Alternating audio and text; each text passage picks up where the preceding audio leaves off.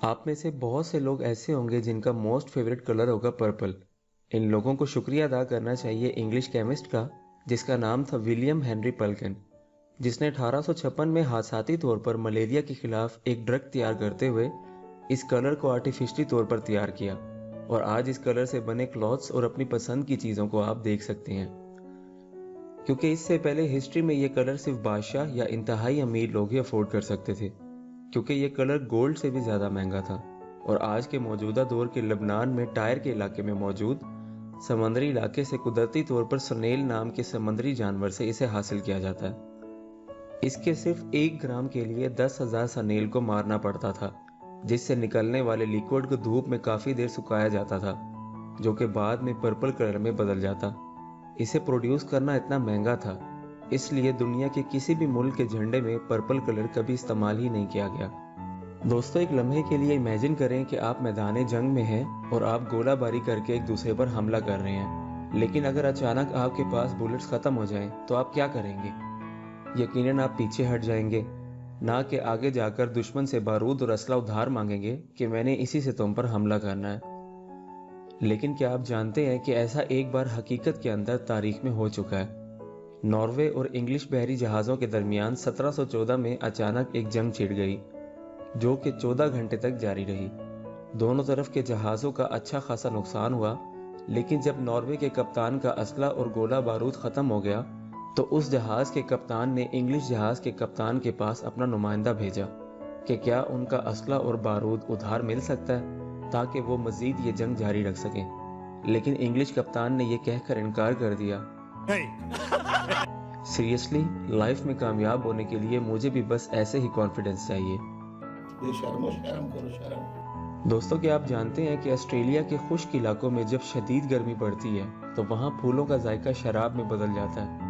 جسے چوس کر شہد کی مکھیاں یہاں وہاں مدوش گھومتی رہتی ہیں، تو یہاں پر موجود پہرے دار مکھیاں انہیں چھتے میں داخل نہیں ہونے دیتی جب تک کہ ان کا نشہ اتر نہ جائے اور اس چھتے کے شہد میں ملاوٹ نہ ہو جائے۔ یعنی کیڑوں کو بھی حلال و حرام کی عقل ہے کہ اس حلال چیز کے اندر حرام کی ملاوٹ نہیں ہونی چاہیے، اسی لیے قیامت سے پہلے جو دنیا کی نعمت اٹھا لی جائے گی وہ شہد ہی ہے، یعنی شہد کی مکھیاں دنیا سے غائب ہو جائیں گی۔ حیرت انگیز طور پر یہی الفاظ 20ویں صدی کے مشہور ترین سائنٹسٹ آئنسٹائن کے بھی تھے۔ اس کا کہنا تھا کہ شہد کی مکھیاں زمین کے انوائرمنٹ کو بیلنس رکھے ہوئے ہیں، اور اگر یہ ختم ہو گئیں تو کچھ ہی سالوں میں انسان بھی زمین سے بالکل ختم ہو جائیں گے، اور ہماری یہی زمین جو آج ہمیں سبزے سے بھری دکھائی دے رہی ہے کچھ ہی سالوں میں ویران ہو جائے گی۔ دوستو، افریقہ کے ملک کانگو میں ایک پہاڑ کی کھدائی کے دوران نکلنے والے مٹی سے 60 سے 90% تک سونے کی موجودگی کی خبر پر وہاں کے گاؤں کے رہائشی یہ مٹی جمع کرنے وہاں پر دھڑا دھڑ پہنچ گئے، جس دوران مختلف گروہوں پر اس کو جمع کرنے کے لیے جھگڑا بھی ہوا، یہاں تک کہ سیکیورٹی اداروں کو مداخلت کرنا پڑی، کیونکہ یہ لوگ چاہتے تھے کہ گورنمنٹ آفیشلز کے آنے سے پہلے جتنا ہو سکے یہ لوگ سونا اکٹھا کر کے گھر لے جائیں۔ آپ کو یہ جان کر حیرت ہوگی کہ کانگو ملک کا شمار دنیا کے ایسے ملکوں میں ہوتا ہے جہاں پر پہلے سے کئی سونے اور قیمتی دھاتوں کے پہاڑ اکثر ملتے رہتے ہیں، مگر یہاں کی گورنمنٹ اتنی کرپٹ ہے کہ یہ ملک دنیا کے سب سے غریب ترین اور کم ڈیولپ ترین ملکوں کے معاملے میں 175ویں نمبر پر آتا ہے، جبکہ پاکستان کا نمبر ہے 154 اور انڈیا کا 131۔ کانگو کا پولیٹیکل سسٹم اتنا کمزور ہے اور یہاں پر لا اینڈ آرڈر کی صورتحال اتنی خراب ہے کہ زیادہ تر قبیلوں کی اپنی آرمی ہے، اور جن میں جانے پر یہاں کی گورنمنٹ بھی آپ کو کوئی پروٹیکشن نہیں دیتی، اور یہی لوگ غلط طریقے سے مائننگ کر کے یہاں سے ملنے والے سونے کے پہاڑ کو سعودی عربیہ یا UAE سمگل کر دیتے ہیں، جس سے یہ ثابت ہوا کہ چاہے آپ کے ملک میں سونے کے پہاڑ ہی کیوں نہ ہو، اگر آپ کی حکومت اور اس سے چلانے والے لوگ نااہل اور کرپٹ ہیں تو یہ لوگ آپ کے ملک کے سونے کے پہاڑوں کو بیچ کر بھی صرف اپنا ہی پیٹ پالیں گے۔ دوستو، سمندر میں ویسے تو گھنگوں سے ملتے جلتے بہت سارے جانور پائے جاتے ہیں، جن میں سے ایک ہے سی سلگ۔ اس کی خاص بات یہ ہے کہ یہ اپنے جسم کا کوئی ایک حصہ نہیں بلکہ اپنے جسم سے اپنے سر کو الگ کر کے اسے دوبارہ اگا سکتا ہے،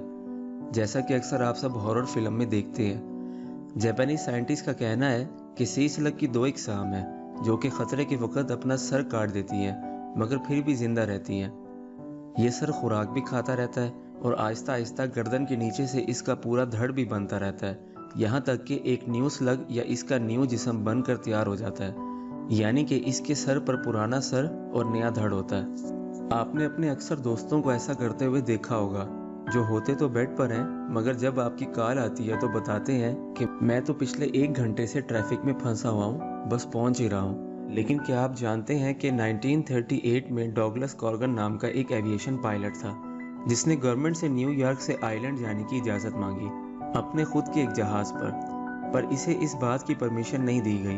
तो ये एप्लीकेशन रिजेक्ट होने के बाद इसने गवर्नमेंट को ये एप्लीकेशन दी कि अब वो आयरलैंड की बजाय अमेरिका के एक और स्टेट कैलिफोर्निया जाना चाहता है। ये इजाज़त मिलने के 28 घंटों के बाद इस पायलट ने सीधा आयरलैंड में जाकर ब्रेक लगाई। और मज़े की बात तो ये है कि ऑफिशियल के पूछने पर इसने उनको बताया कि वो रास्ता भूल गया था, इसलिए गलती से यहाँ पर पहुँच गया। और इस वाक़े को आज भी तारीख में रॉन्ग वे कॉर्गन के नेम से एक फ़नी इंसिडेंट के तौर पर जाना जाता है।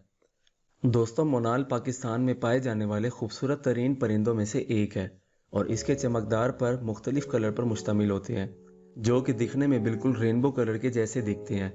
और ये परिंदा भी जन्नती परिंदों की तरह ही लगता है। लेकिन हैरत की बात यह है कि ये दिलकश और चमकदार रंग सिर्फ नर के अंदर ही होते हैं और मादा में सिर्फ मटियाली कलर ही होते हैं।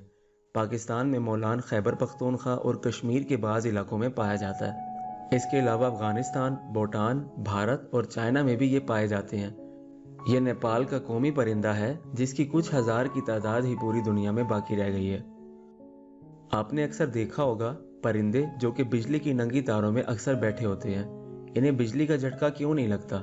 क्या आप जानते हैं कि करंट सिर्फ उस वक्त बहता है जब सर्किट मुकम्मल हो? किसी भी जानदार या किसी भी आदमी को बिजली का झटका उस वक्त लगता है जब वो ज़मीन पर खड़ा हुआ हो,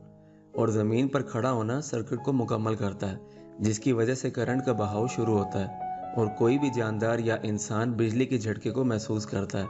परिंदे क्योंकि तारों पर बैठे होते हैं, इसलिए सर्किट मुकम्मल ना होने की वजह से वो बिजली के झटके का शिकार नहीं होते।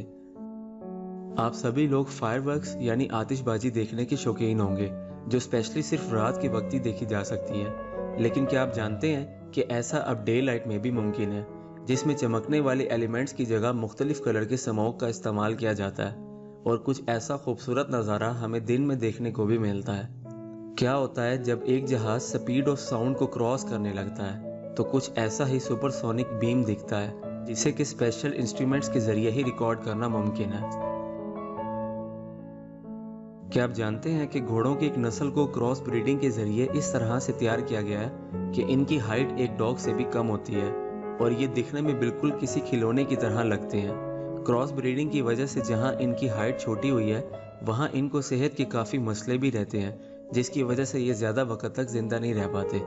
दोस्तों, उम्मीद करता हूं कि आपको आज की मोस्ट अमेजिंग रैंडम फैक्ट की वीडियो अच्छी लगी होगी। वीडियो को लाइक करना और चैनल को सब्सक्राइब ज़रूर करना। मिलते हैं अगली ही किसी ऐसी वीडियो में।